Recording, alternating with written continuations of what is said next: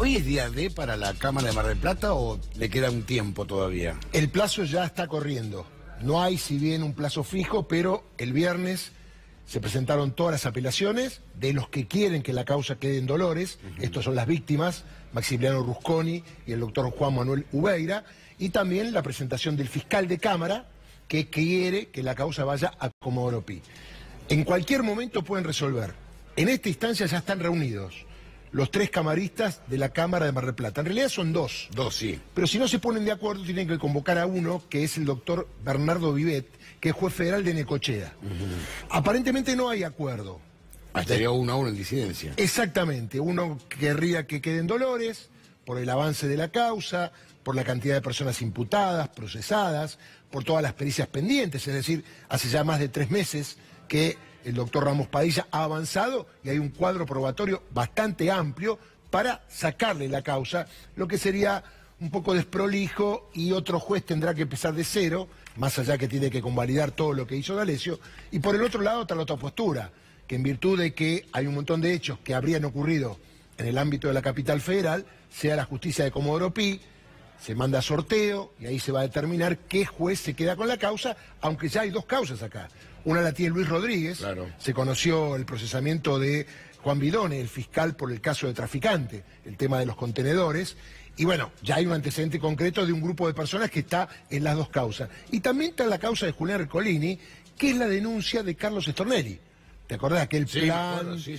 Y que teóricamente lo estafó D'Alessio en su buena fe, porque hizo un montón de cuestiones que Stornelli inocentemente compró y que él también fue estafado. Ahora, qué peligroso que es un fiscal chorlito y otro estafado por un lumpen como D'Alessio, ¿no? Muy peligroso, sobre todo con todo lo que se destapó. A ver, ¿cuál es la problemática hoy? ¿Por qué están muy apurados de presionar que la justicia resuelva?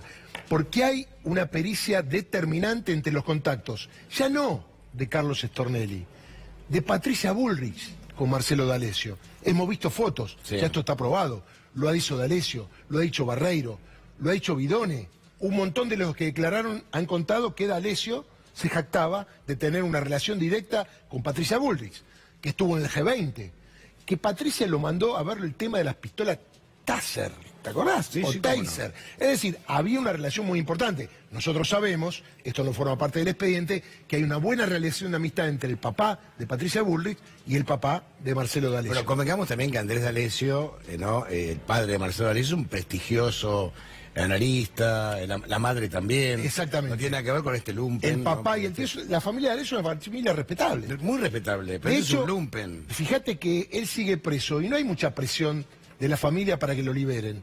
De hecho, no apelaron el procesamiento y la prisión preventiva, llamativo, que le dictó Marcelo el juez Ramos Padilla. Vos que sos abogado, ¿vos no crees que es para que no apelan para decir que la causa vaya como Comodoro Pi y ahí sí van a apelar? Puede ser, para como estrategia que aclare un poquito y en unos jueces más amigables. Recordemos que Marcelo D'Alessio recorría Comodoro Pi, no solamente con Carlos Stornelli. No. Conoce a un montón más de jueces, aunque no lo quieran decir. Por eso hay mucho temor de que el D'Alessio Gay siga adelantándose, porque van a aparecer un montón de nombres, también de jueces que tenían relación. No implica que hayan cometido un delito, pero se nutrían de la información que ilegalmente conseguía D'Alessio. Esto es nulo y nulifica un montón de causas que están en pleno trámite, ¿no? Está Jorge Elperín con nosotros. Jorge, bienvenido, un colega, periodista prestigioso, por cierto. Bueno, ¿qué te huele todo este tufo a D'Alessio Gay, Stornelli, la justicia, la AFI metida, toda una podredumbre? Sí, creo que, bueno, hay un proceso de un desgaste terrible. Yo venía pensando en una suerte de rasgo de esquizofrenia de la maquinaria del gobierno. Me venía llamando la atención un contraste enorme entre una habilidad notoria para dividir a la oposición, para manipular la comunicación, como no la tiene ninguna de las otras fuerzas políticas. Eso hay que reconocérselo, sí, como es notable. Una fuerza muy subestimada por la oposición también en su momento cuando Macri era oposición. Además, pero esa habilidad notable que muestra en el manejo de la oposición, o que mostraba, contrasta enormemente con la ineptitud total para gestionar el gobierno, especialmente la economía. Es decir, ¿cómo puede haber tal desfasaje entre una habilidad notable para manejar la relación con las fuerzas políticas, para volver las mascotas a veces funcionales a sus proyectos, y al mismo tiempo ser tan incapaces para resolver todas las cuestiones económicas, todas, no quedó una resuelta. Este contraste, uno puede remitirse a los paisajes. Fíjate el paisaje de finales de 2015.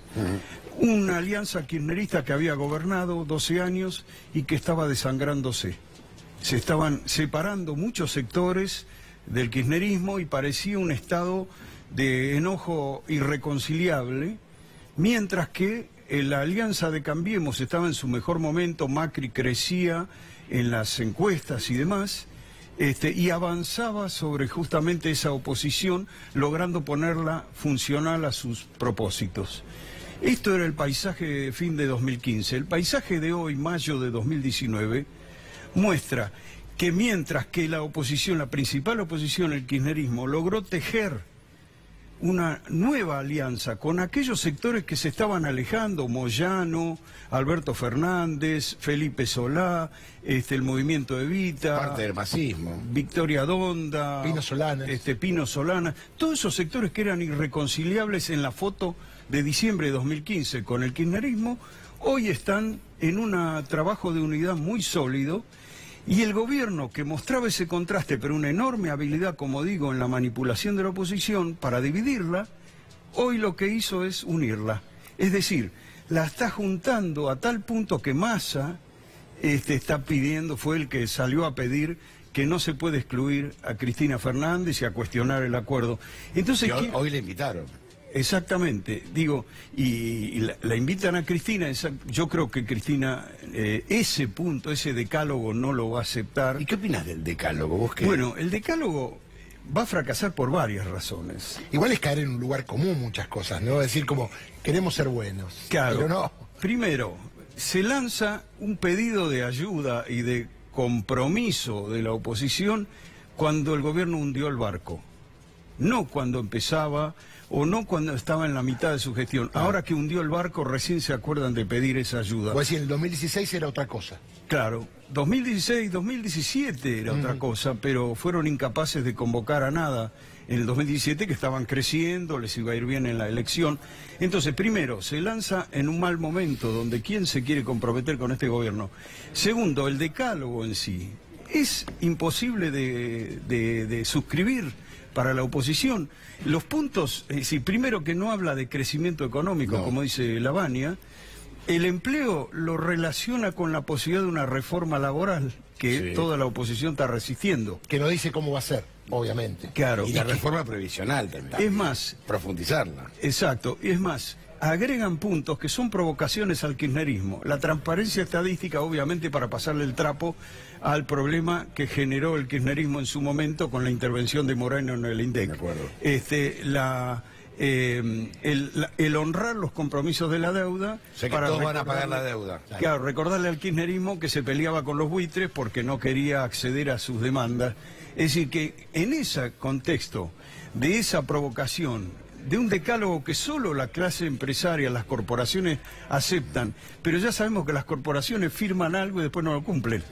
Entonces, los únicos que le aceptan esto son los que firman y no lo van a cumplir, y después los mercados hacen lo que quieren. Ya aprobaron cuando firmaron aquel compromiso para no despedir gente por unos meses y no lo cumplieron. Ahora, Jorge, ¿no es una desprolijidad que esto se planteó hace una semana, 10 días, que después de las críticas digan ahora que van a convocar a Cristina, que es la opositora que más votos tiene? ¿Es un poquito desprolijo? Yo creo que esto no tiene andamiento, no tiene, claro. Porque, a ver, ¿qué oposición? No tiene base. Claro, ¿qué oposición se va a comprometer cuando un gobierno en medio del desastre y un gobierno que saben que no es sincero en la convocatoria? A ver, la llaman a Cristina, pero Macri dijo hace pocos días que es él o la oscuridad. Claro, es un poco obvio. Entonces vos llamás a alguien a que colabore en una especie de salvación de la patria, después de acusarlo de que son la oscuridad y que si llega el lobo, ella, como será publicado hoy, que no vuelve el lobo. Esto muestra también, primero, que Macri es un hombre muy limitado, políticamente.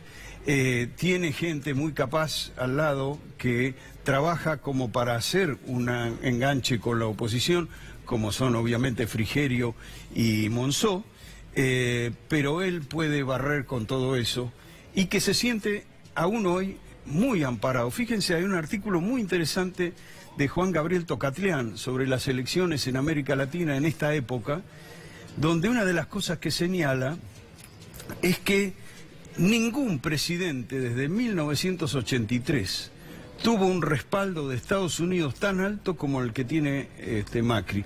Y entonces logró transformar aquella fórmula de Braden-Operón del 45, ahora es Macri o el abismo. Y eso es Washington. Y esa sensación de amparo, de paraguas de Washington, hace que este pedido a la oposición tenga más un carácter de electoralista, de mostrar finalmente que la oposición no quiere colaborar con un país en crisis, que no es responsable. Y está bueno eso, que la oposición no quiera colaborar un país en crisis, porque se supone que si gana la oposición, plantearán otro tipo de país. Aparte, claro. Digo, lo que yo sostengo, me parece a mí, ¿no? Lo hubieras hecho hace 2 años. Claro, está claro. Se te puede entender. Claro. Pero cuando faltan 6 meses. Claro. Están diciendo que van a negociar, que son para negociar, salió a decir Frigerio. Yo no creo que sean, de verdad, estén dispuestos a negociar, porque detrás está el Fondo Monetario, detrás de estos 10 puntos, que son lo que pide el establishment, básicamente. Claro, le hablan a los mercados y al Fondo Monetario Internacional, no le habla al pueblo argentino, claro, ese acuerdo. Sí, directamente, no hay mención al empleo, a la pobreza, al crecimiento económico, es decir, claramente es un decálogo... A la pyme. Claro. Las pymes, que están destruidas. Ni las pymes, para nada, es decir, que esto está muy demasiado cerrado como para que piensen que hay posibilidad de negociarlo. Y además, como para que a esta altura, a meses apenas de las elecciones, con un gobierno que ha hecho un desastre, piensen que van a sacar algo, porque, a ver, como dijo alguien, es doy para que me des. O sea, ¿qué me ofreces vos para que yo entre en este acuerdo? ¿De qué manera yo salgo bien parado como oposición si yo colaboro con esto que me estás ofreciendo, que es la misma, es proponer que yo te avale la misma política que nos llevó al desastre? O te hago cómplice de mis desaciertos. Claro. Porque claro. hacer cómplice de la oposición, faltando 6 meses, exactamente, de todo el desatino económico que han provocado. Con lo cual desacredita todo lo que pueda crecer la oposición. Cristina ha crecido sin exponerse, con perfil bajo. Ha crecido con perfil bajo y crece y crece. ¿Qué ganaría realmente? Primero que para Cristina, más que para el resto de la oposición, incluso hay muchos puntos que son la independencia del Banco Central, respetar los acuerdos que ya se hayan firmado, todo. O sea que un gobierno que llegue y se encuentre con el desastre y quiera dar vuelta a las cosas, va a estar atado de mano por haber firmado un acuerdo con Macri. Ahora, Jorge, a ver, ya sé que la patria está primero, todo muy bien, pero las personas tienen pruditos propios de acuerdo de lo que le ha pasado. A Cristina la quieren llevar a sentarse con un tipo que desde el poder manejó la justicia y le generó 10 procesamientos, 2 prisiones preventivas, 5 pedidos de desafuero, porque no fue la justicia independiente, fue la justicia amañada por el gobierno de turno. Digo, está todo bien, pero esa persona se va a sentar con el verdugo que la tiene en esta situación. Y además con un verdugo que está muy debilitado. Primero, en el plano judicial... se ha desinflado la pujanza que tenía esta persecución, esta persecución judicial de la oposición, se ha desinflado a partir del estallido, la cosa que maneja Ramos Padilla, que ustedes tenían comentado. Se desinfló, están muy paralizados con esto, en el plano de usar los sabuesos judiciales para la persecución de la oposición. Y en el plano de la economía ni hablar, ¿no? 1000%, 1000 puntos de Riego País 9, Riego País. En el plano de los medios están muy desgastados. Hay un dato muy interesante. Hay una fundación norteamericana que monitorea los medios de comunicación, que se llama Pew Research Center. El Pew Research Center hizo una encuesta entre 37 países, muchos de América Latina, y creo que son alrededor de 32.000 casos, donde descubre que en todos los países la confianza en los medios está debilitada, pero Argentina es uno de los países donde cayó más la confianza en los medios. Es decir, comparado con el resto, de 37 países, es uno de los países donde la gente cree menos en los medios, es uno de los países donde la gente cambia más Internet por los medios, en proporción mucho más. 51% declararon que van a Internet para informarse, mientras que el promedio general de los países es 35%. Ahora, Jorge, lo que pasa es que los medios hegemónicos, hay un blindaje mediático al gobierno. Sí. Yo he trabajado hace 30 y pico de años y yo nunca vi que se haya escondido información. Sí. No, nunca. No, además, perdón, se ha parcializado la además realidad. presionan a los medios, o sea, los medios presionan a la justicia. El fin de semana, en la tapa del diario Clarín, mientras Claudio Bonadío había sido operado con 5 horas de operación en el Fleni por una cuestión que tiene en su cerebelo, Clarín titulaba: cuando vuelva Bonadío, manda la causa de los cuadernos, juicio oral. No sabemos si se va a recuperar, no respetan ni siquiera al tipo que está en convalecencia, y le están diciendo, cuando se recupere, manda la causa a juicio oral. Algo más burdo, con los cortes de luz, no había una sola foto en la tapa de la gente protestando en la calle, ni una sola foto en ninguna tapa, salvo página 12. No había foto en la tapa, era realmente vergonzoso. Sí. Yo he visto, soy más viejito que ustedes, he visto, por ejemplo, cómo los medios se aunaron, entraron casi en cadena en los años 60 para desestabilizar el gobierno de Arturo Illia. Un gobierno que tenía muchos problemas de legitimidad porque llegó al poder votado en una elección donde estaba proscripto el peronismo. Sí. Pero aún así, el gobierno de Illia tomó algunas iniciativas interesantes. Es cierto. En defensa de lo nacional, el salario básico, por ejemplo, es una instalación de ellos, la defensa frente a los monopolios farmacéuticos y también las petroleras.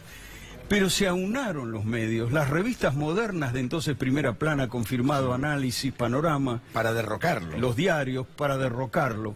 Pero cuando empezó la andadura del gobierno de Onganía, al que ayudaron al golpe, digamos, luego se empezaron a dividir los medios, empezaron a tener contradicciones porque Onganía se ensañó con la universidad, porque Onganía se ensañó con la cultura. Entonces empezaron ya, ahí se acabó. Pero la cadena nacional de hoy, de los grandes medios, continúa durante todo el gobierno de Macri y en medio de un desastre que le costó a otros gobiernos. Fíjate, Darío, que ahora dice que es más viejo que nosotros, ¿no? Habrá que verlo. Habrá que verlo, es discutible. Se inventaba tanto, porque siempre yo hago la pregunta, ¿qué es peor, ocultar o inventar? ¿O mentir? Se inventaba.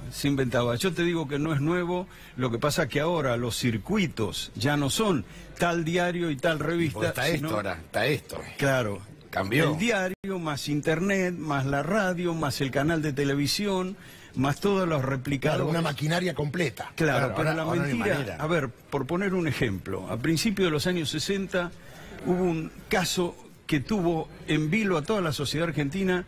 El periodismo siguió el caso Pengerek. Sí. La violación y muy parecido a María Soledad, después se dijo. Claro, por las circunstancias. Bueno, duró meses el caso y todo el mundo culpó al zapatero Vecchio como el probable violador. Es lo que traes a la memoria. Y las orgías de Vecchio, y después resulta que Vecchio no tenía nada que ver. Pero instalaron en la gente esa fake news durante meses, en una época en que no estaban internet, redes sociales, nada, claro. Nada, es decir, que mentir se mintió siempre, se inventaron historias siempre. ¿Y cómo compra la gente? No, ¿Por qué compra la gente? Porque tiene contradicciones con un gobierno. ¿Me puedo sumar algo? ¿Y por qué no es peor la verdad a medias? Cuando contás media verdad y la otra la ocultás. Claro. Porque esa es la peor mentira. Claro. Bueno, ¿por qué compra la gente? Porque la gente siente... Supongamos que tratamos de entender por qué compraron la criminalización del kirchnerismo. Yo creo que una porción de la sociedad argentina tiene una visión meritocrática y tiene una visión jerárquica de cómo debe ser la sociedad. No puede ser que todos seamos iguales. No todo el mundo quiere la igualdad, lo escribe también un famoso sociólogo francés, no me acuerdo el nombre ahora, que dice no todos quieren la igualdad.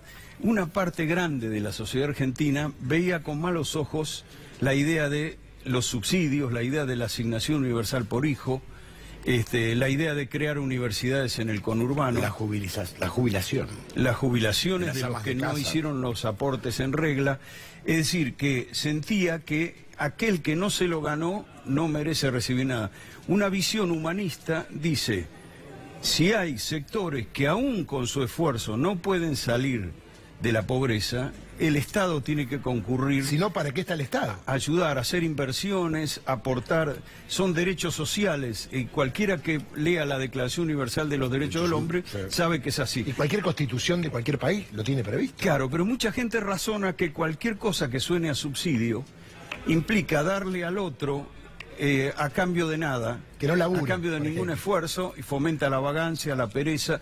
Y en ese contexto, aquel gobierno que aporta esos beneficios es estigmatizado por los medios de comunicación. Cristina, como nadie, yo no conozco ninguna época, y por eso otra vez reivindico que soy más viejito que ustedes, no recuerdo ninguna época donde un gobierno desde el primer día haya sido hostigado.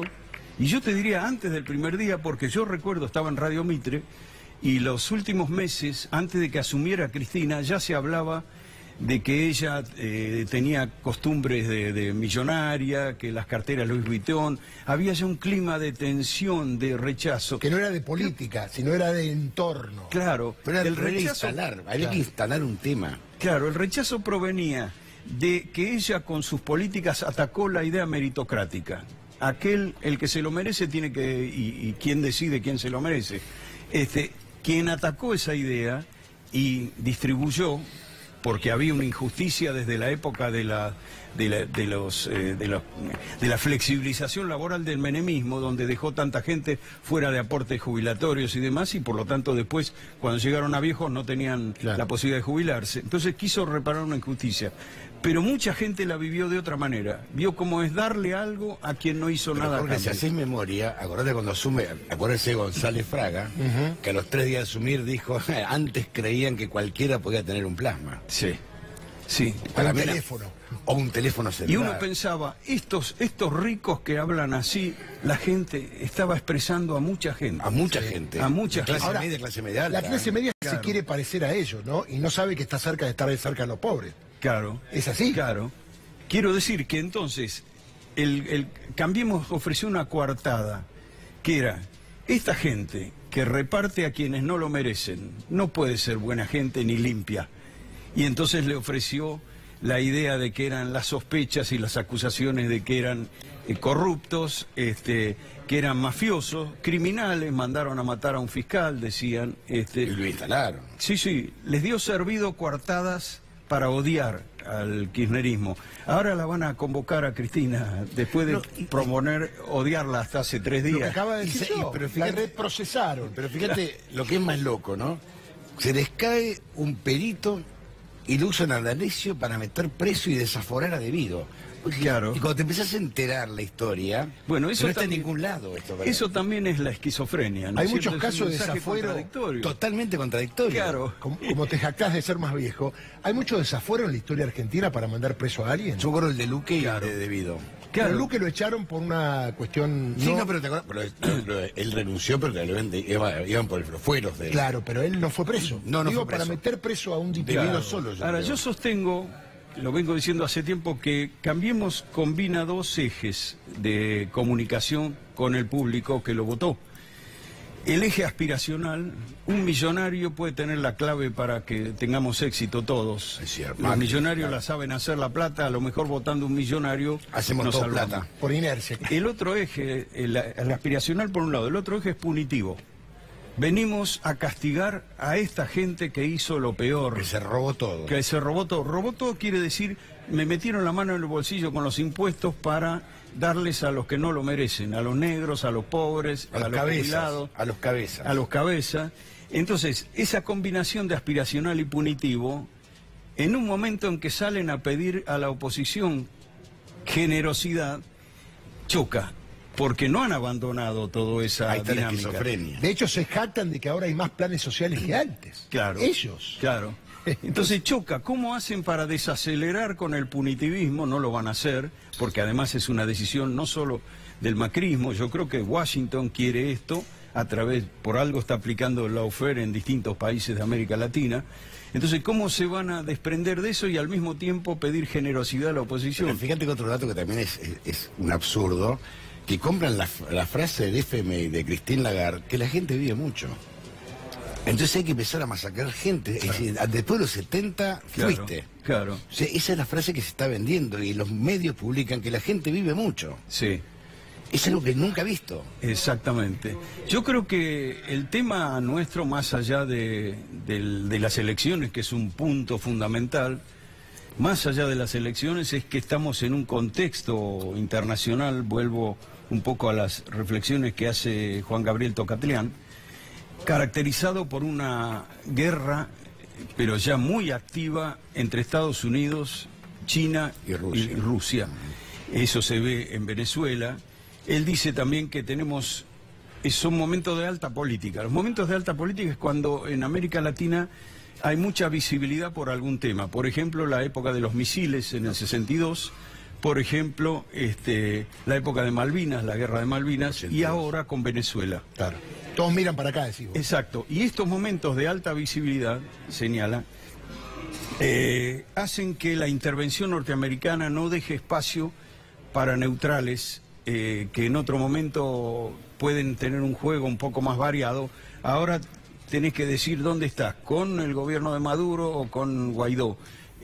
Como que se polariza. Pero Argentina, con las teorías que siempre adhirió, ¿no? La Drago, por ejemplo. Claro. ¿Para qué fijar una posición, salvo que estemos pidiendo otro crédito? Claro. Además, Trump le pegó un cachetazo a Macri, porque Macri salió rápidamente y Trump el otro día, reunido con Putin, o hablando, dijo: lo mejor es que una solución pacífica. Lo dijo Trump.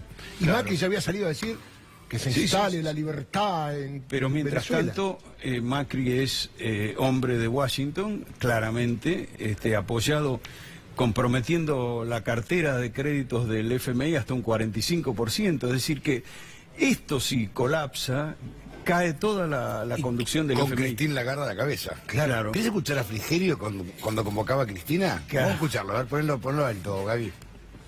¿Está decidido que la van a llamar a Cristina Fernández para hacer un encuentro con el presidente Macri? Sí, como lo dijimos, la convocatoria, esa búsqueda de consensos básicos, no tiene que excluir a nadie. Y por supuesto, a Cristina Fernández Kirchner representa una parte del electorado importante de la Argentina y que tiene que formar parte de esa mesa en donde vamos a tratar de ponernos de acuerdo en qué cosas no van a formar parte de la discusión electoral, en qué cosas, con qué cosas no se joroba, como dijo el expresidente español Felipe González, ¿no? Y por supuesto es importante que estén todos en esa mesa. Es casi un detalle práctico, pero ¿cuándo van a convocarla? Probablemente esta semana, a título personal o a través de alguno de los miembros importantes de este espacio político. Entiendo que en esta semana y en los próximos días vamos a poder sentarnos a dialogar con todos y que de ese diálogo vamos a encontrar un consenso mayoritario respecto a la necesidad que tiene la Argentina de alcanzar ciertos acuerdos mínimos básicos de gobierno. Yo me preguntaría, Jorge, para ir cerrando, ¿no? ¿Por qué no lo hicieron antes? Digo, ¿con qué cosas no se joroba? Dice. Es decir, Cristina, esto no se toca, honrar los pagos de la deuda, es decir, es llamarla a que haga un compromiso para después arruinar su gobierno y que fracase de entrada. No se jode, dijo, Con estas cosas no se jode, dijo Claro. Frigerio. No es un acuerdo libre, es un acuerdo con bases. Es avisar, esto avisar. o esto. Claro. Claro, avisar que o hace un compromiso con estas cosas, con lo cual su gobierno va a durar 3 meses. 3 meses. O lo van a hacer durar 3 meses, de todas maneras, porque Washington no va a tolerar que no cumpla con ese acuerdo. Me parece que eso es una bajada de línea a la oposición para que sepa lo que tiene que hacer después de diciembre, del 10 de diciembre de 2019. Jorge, muchísimas gracias, de verdad. Gracias a usted. Vamos rápidamente.